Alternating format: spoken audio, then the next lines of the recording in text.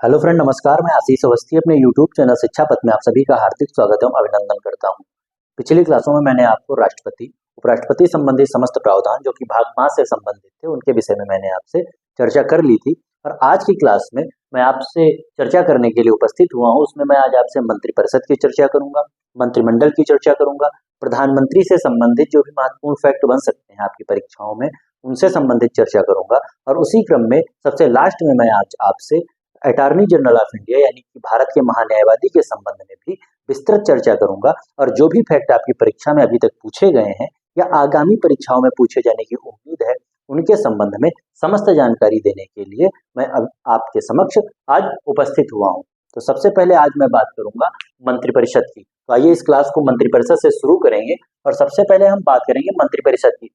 आप देख रहे होंगे कि मैंने इधर मंत्रिपरिषद लिख रखा है और दूसरी तरफ यहाँ मंत्रिमंडल लिख रखा है। तो हम मंत्रिपरिषद और मंत्रिमंडल की तुलनात्मक चर्चा आपसे करेंगे और जो भी इसके अंतर है, आखिर दो शब्द आते हैं, एक मंत्रिमंडल आता है, दूसरा मंत्रिपरिषद आता है और इससे विभिन्न एग्जामों में प्रश्न पूछे गए हैं। तो आप जो इनके संबंध में विभिन्न अंतर है, क्या इनमें अंतर है, उसके संबंध में मैं आपको तुलनात्मक अध्ययन के माध्यम से बहुत आसानी से समझाने का प्रयास करता हूँ। तो अगर बात मंत्रिपरिषद की जाए तो मंत्रिपरिषद एक बड़ा निकाय है। आपको ये बात याद रखनी है कि मंत्रिपरिषद एक बड़ा निकाय है जबकि मंत्रिमंडल एक छोटा निकाय है। उसका कारण ये है कि मंत्रिपरिषद में जो तीनों स्तर के मंत्री होते हैं, आपको पता होगा कि भारतीय मंत्रिपरिषद में एक कैबिनेट स्तर का मंत्री होता है और दूसरा राज्य स्तर का मंत्री होता है, तीसरा उप मंत्री होता है। तो इन तीनों मंत्रियों को जब एक साथ शामिल किया जाता है, कैबिनेट मंत्री, फिर आपका राज्य मंत्री और फिर उप मंत्री, साथ ही साथ यदि इसमें प्रधानमंत्री भी शामिल है तो ये मंत्रिपरिषद का भाग हो जाता है। तो आपको याद रखना है कि मंत्रिपरिषद एक बड़ा निकाय है।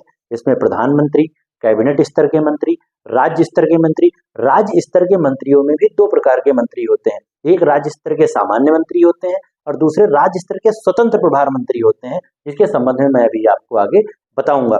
तो आपको याद रखना है कि मंत्रिपरिषद में प्रधानमंत्री, कैबिनेट स्तर का मंत्री, राज्य मंत्री व उप मंत्री सभी शामिल रहते हैं। उसी क्रम में अगर बात हम मंत्रिमंडल की करें तो उसमें केवल कैबिनेट मंत्री, यहाँ से बात स्पष्ट हो गई जो मैंने भी पहले आपको बताया कि मंत्रिपरिषद एक बड़ा निकाय है और मंत्रिमंडल एक छोटा निकाय है। आपको याद रखना है कि मंत्रिमंडल में केवल कैबिनेट मंत्री शामिल होते हैं जबकि मंत्रिपरिषद में प्रधानमंत्री के साथ साथ कैबिनेट मंत्री, राज्य मंत्री, स्वतंत्र प्रभार। इसके संबंध में भी मैं आपको बताया दे रहा हूँ कि राज्य मंत्री, कैबिनेट मंत्री का पहली चीज तो कैबिनेट मंत्री कौन होते हैं? कैबिनेट मंत्री वो होते हैं जो अपने विभाग के प्रमुख होते हैं, अपने विभाग के प्रमुख होते हैं और सभी उत्तरदायित्व तो कैबिनेट मंत्री के होते हैं। जबकि यदि राज्य मंत्री स्वतंत्र प्रभार की बात की जाए तो राज्य मंत्री स्वतंत्र प्रभार का काम क्या होता है? ये ऐसे विभागों के मंत्री होते हैं जिस विभाग में कैबिनेट मंत्री नहीं है, जिस विभाग में कैबिनेट मंत्री नहीं है और उस विभाग में राज्य मंत्री स्वतंत्र प्रभार उस विभाग का प्रमुख होता है। कैबिनेट, जैसे मैंने आपको बताया कि कैबिनेट मंत्री अपने विभाग के प्रमुख हैं और यदि कोई विभाग ऐसे हैं जिसमें कैबिनेट मंत्री नहीं है तो वहां पर राज्य मंत्री जो स्वतंत्र प्रभार के होंगे वो उस विभाग के प्रमुख होंगे। उसी क्रम में अगर बात राज्य मंत्री की जाए तो राज्य मंत्री कैबिनेट मंत्रियों की एक सलाह देने के लिए, कैबिनेट मंत्रियों के सहयोग के लिए, आपको याद रखना है कि कैबिनेट मंत्री के सहयोग के लिए उस विभाग के राज्य मंत्री होते हैं। उसी क्रम में उप मंत्री आते हैं। कौन आते हैं? उप मंत्री।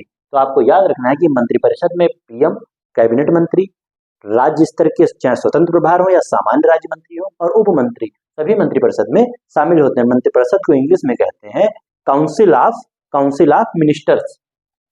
और मैंने मंत्रिमंडल में बताया केवल कैबिनेट मंत्री शामिल होते हैं। फिर ये तो मैंने आपको बता ही दिया कि यह एक बड़ा निकाय है और मंत्रिमंडल एक छोटा निकाय है। मंत्रिमंडल के निर्णय को लागू करती है।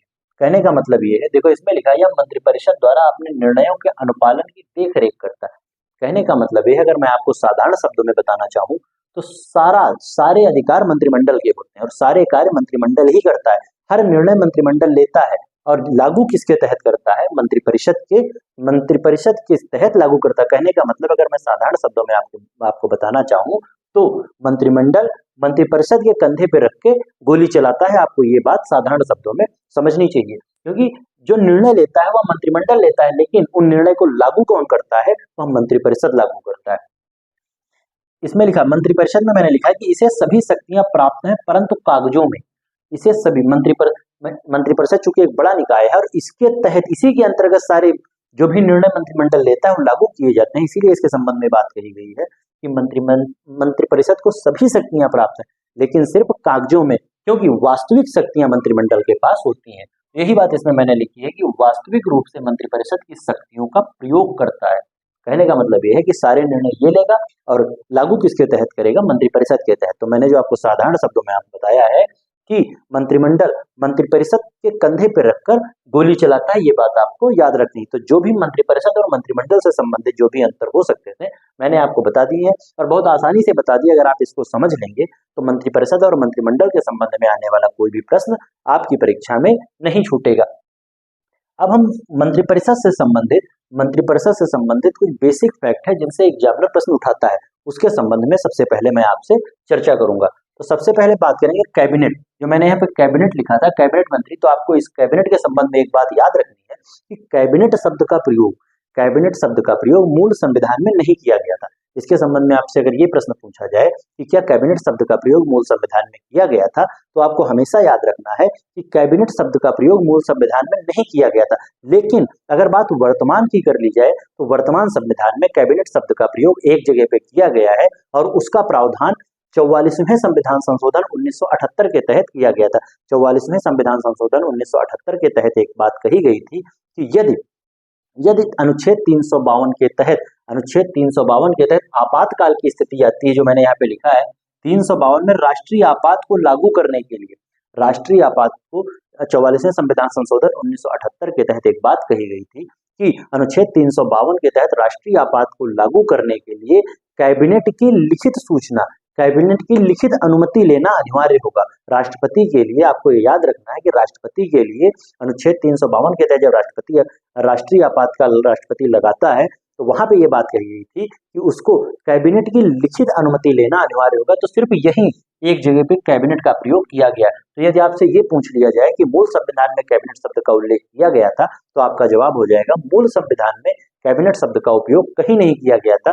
लेकिन 44वें संविधान संशोधन 1978 के द्वारा जब ये बात कही गई कि अनुच्छेद 352 के तहत यदि राष्ट्रपति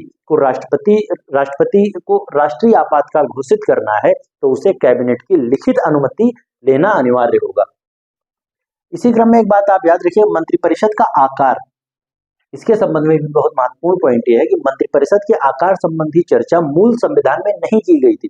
फिर आपको ये बात याद रखनी है कि मंत्रिपरिषद के आकार की चर्चा मूल संविधान में नहीं की गई थी, जबकि 91वें संविधान संशोधन यानी कि 91 संविधान संशोधन 2003 के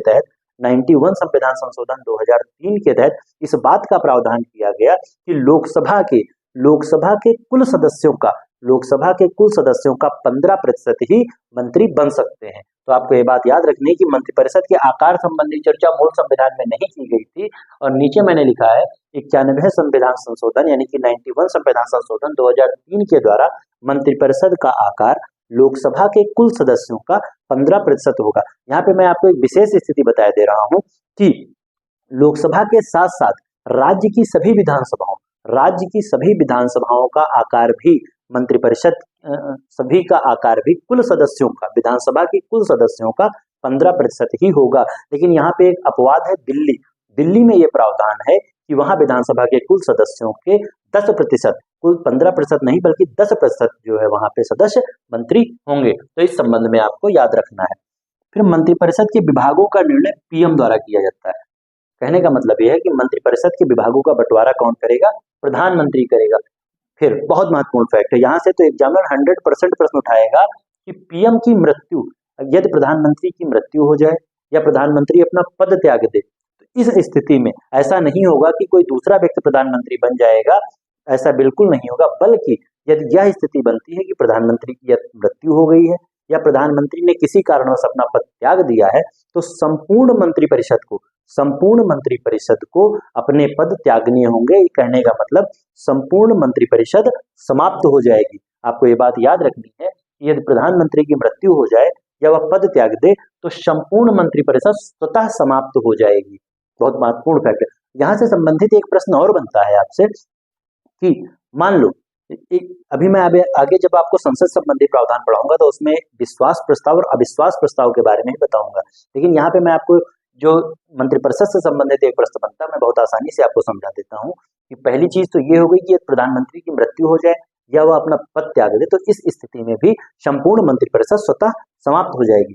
लेकिन कभी स्थिति ऐसी बनती है कि मान लो किस मंत्रिपरिषद के किसी मंत्री के विरुद्ध या स्वयं प्रधानमंत्री के विरुद्ध विपक्षी दल अविश्वास प्रस्ताव लाता है और वह अविश्वास प्रस्ताव पास हो जाता है, चाहे वह किसी मंत्री के विरुद्ध हो या प्रधानमंत्री के विरुद्ध हो। दोनों स्थिति में यदि अविश्वास प्रस्ताव पारित हो गया तो संपूर्ण मंत्रिपरिषद को, आपको याद रखना है, संपूर्ण मंत्रिपरिषद को बर्खास्त होना पड़ेगा, संपूर्ण मंत्रिपरिषद को त्यागपत्र देना पड़ेगा। इसमें जो जानने वाली बहुत महत्वपूर्ण बात है, यहाँ से एग्जामिनर प्रश्न उठाता है कि अविश्वास प्रस्ताव चाहे किसी मंत्री के विरुद्ध आया हो या स्वयं प्रधानमंत्री के विरुद्ध आया हो, दोनों स्थिति में यदि अविश्वास प्रस्ताव पारित हो गया, दोनों स्थिति में मंत्रिपरिषद को त्यागपत्र देना होगा। फिर उसके बाद बहुत महत्वपूर्ण है कि मंत्रिपरिषद सामूहिक रूप से, यहाँ से एग्जामिनर एक बहुत बेसिक क्वेश्चन उठाता है कि मंत्रिपरिषद सामूहिक रूप से किसके प्रति जिम्मेदार होगी, किसके प्रति उत्तरदायी होगी।